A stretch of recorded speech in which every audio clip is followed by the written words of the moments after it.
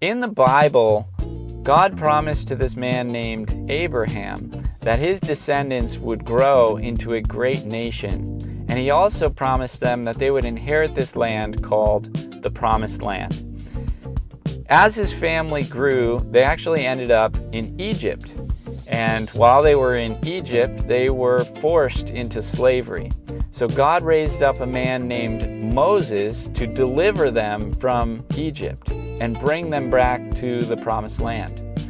God raised up another man named Joshua, and his job was to actually lead the Israelites into the Promised Land.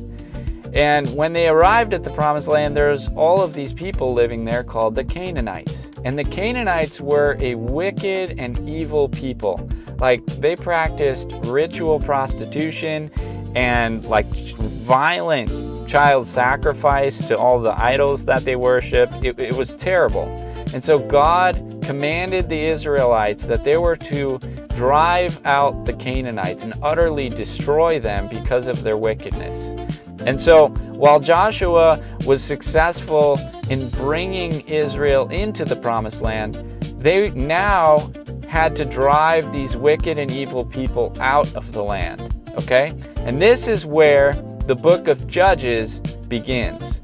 And we're going to study through the book of Judges over the next few weeks. And essentially, God had commanded Israel to completely, 100% drive out the Canaanites from the land. But in Judges chapter 1 and 2, we're going to see that they didn't exactly do that. At first, the tribe of Judah and Simeon in chapter 1, verse 3 through 18, they go in and they fight and they destroy several of these pagan cities. And it says that the Lord was with them as they did that. But in verse 19, when the battle got difficult because the people had chariots, Israel compromised.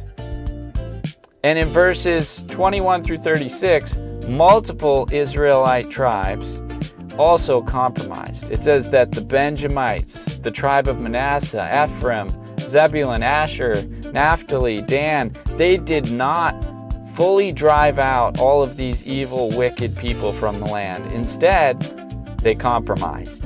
They lived among them. Sometimes they made them into their own slaves. Or they just flat out quit trying to be obedient to what God had commanded them to do. So in Judges 2, it says that an angel of the Lord comes to them, and this is what he says. He says, I brought you up out of Egypt. I led you into the land that I swore to give to your ancestors. I said, I will never break my covenant with you, and that you shall not make a covenant with the people of this land, but that you shall break down their altars. Yet you have disobeyed me. Why have you done this? So essentially, Israel had compromised, right? God had given them clear instruction, and they chose to partially obey instead of fully obey. And that's compromise, right? They didn't fully drive out the Canaanites. They let some of them stay. And that small compromise was disobeying God's command, and it led to big problems. In verse 10, it says, a whole other generation grew up who knew neither the Lord nor what he had done for Israel. Then the Israelites did evil in the eyes of the Lord, and they worshipped the Baals.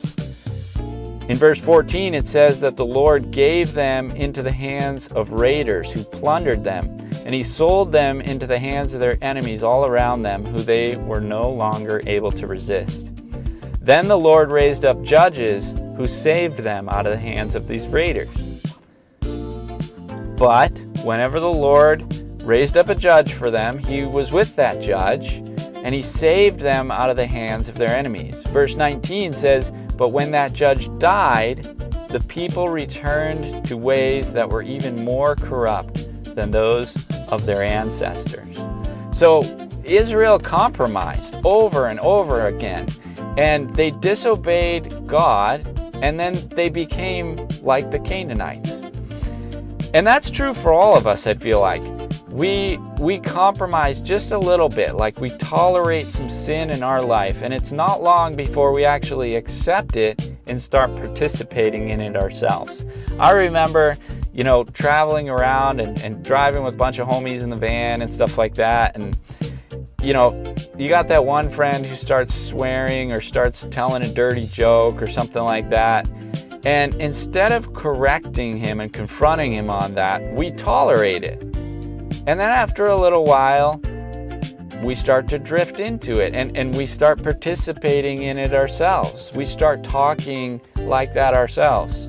And when we compromise just a little bit, it becomes a big problem really, really quickly, just like it did for the Israelites. You guys know the difference between landing a trick really, really clean and having a little bit of toe drag, right? Even if it's a little bit of toe drag, that trick doesn't count unless you land it clean, right? If there's a little toe drag, it's no good. Try again, redo, right? So that's what's going on with Israel. They were supposed to drive out the Canaanites, and they didn't. They had a little bit of toe drag. They let some of them stay there. They compromised. So you might be thinking, okay, I get it, right? Just don't compromise. Obey God 100%. And while that is true, it's just not realistic. Over and over again in the book of Judges, we're going to see Israel go back and compromise. And we do this all the time, right? We compromise a little bit, and then we sin, and then we suffer for it, and then we cry out to God and we say, God, save us. And then He shows up, He delivers us, but then we compromise again. And we repeat that cycle over and over. And that's what we see in the book of Judges. But that is why God sent Jesus, to break the cycle and to set us free. So we don't need to just try harder to not compromise. We need to surrender to Jesus and trust in Him.